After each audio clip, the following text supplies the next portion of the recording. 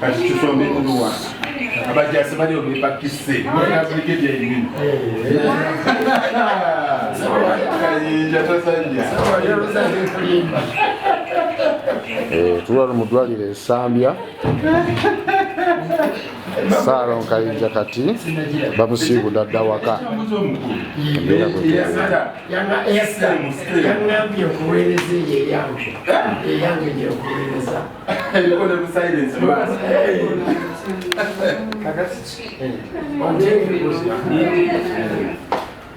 kati bikole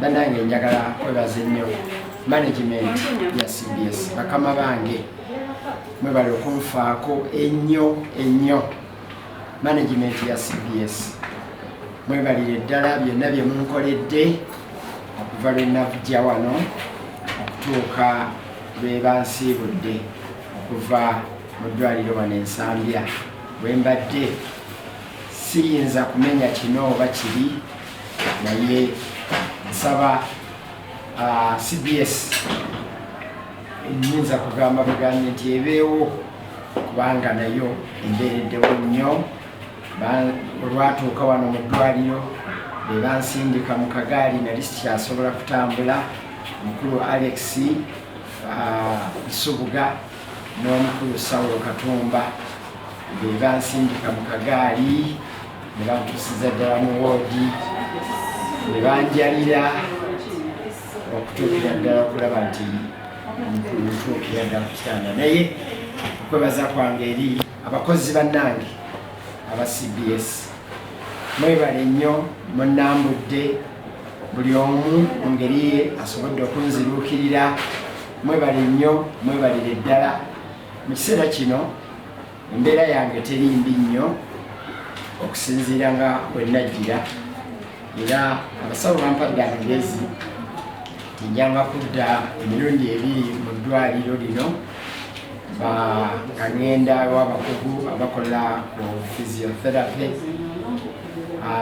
era ne bampa schedule nga njanga kujja buli lwakusooka na buli lwakuna olwa wiiki okutuuka nga mmaze okutereera obulungi nsabye bansiibule bandi bakyayagala kusigala nga bakyanzijanjaba ne mbagamba nsobola okufuna obujjanjabi naye eddagala balimpadde nga lingi nnyo n'olwekyo njagala kwebaza ne management y'eddwaliro lino ery'ensambya St. Francis Hospital mwebale nnyo mwebalire ddala mundaze nti ddala obujjanjabi mu ddwaliro lino bulungi nnyo era bulungi ddala abakozi bannange mbategeeza nti olwaleero nsiibuddwa okuva mu ddwaliro lino ebibadde bibungesebwa bingi byogeddwa ku mikutu egitali gimu naye byonna mubijje ku nze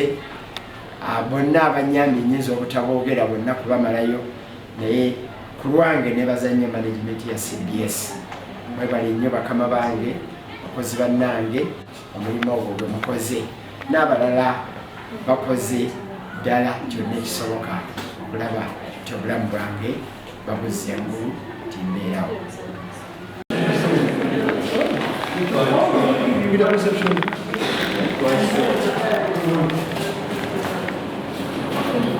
Sawa kazikunja bwati bwava mu ddwaliro bwati Salon Kayinja bamusiibudde okuva mu ddwaliro muziba kyabbasa buli kato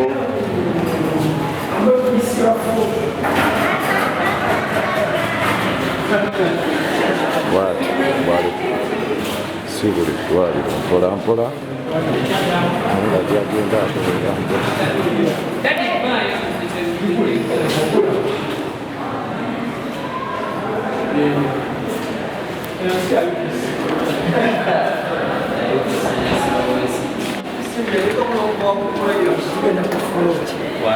Matuna e Masaka nali ngenda kufiirayo. Bali ngenda kufiirayo. Kanzifiiridde. Naye mwebale tukuziro. Mwebale.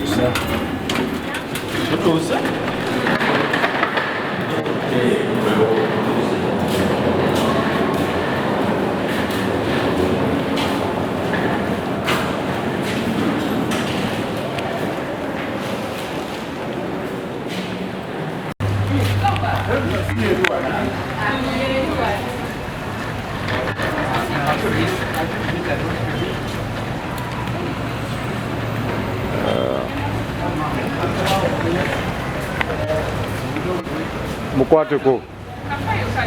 So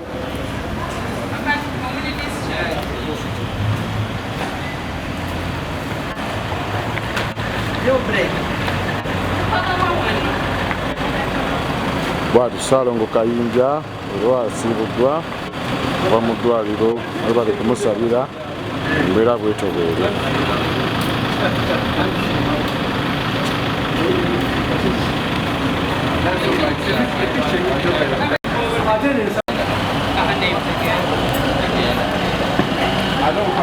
Bwatu Salongo Kayinja basiibuddwa olwaleero ava eno mu ddwaliro Nsambya saara zammwe zokka zokka.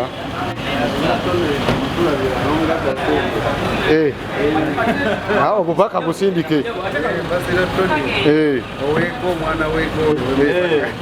Nani omulala? Sendegeya Muhammadi. Kale sebo.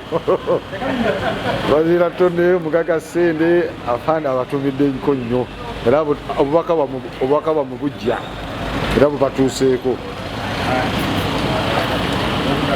So mbeera bwetyo bwebadde oba bwetyo bweri wano eno ku ddwaliro Nsambya nga Salongo Kayinja asiibuddwa olwaleero baraza oba ku Mmande. Nze nga CBS bujjanjabi obubaka bwe bonna nga obulabye era obuwulidde obutwala wali kintu kirala kyonna.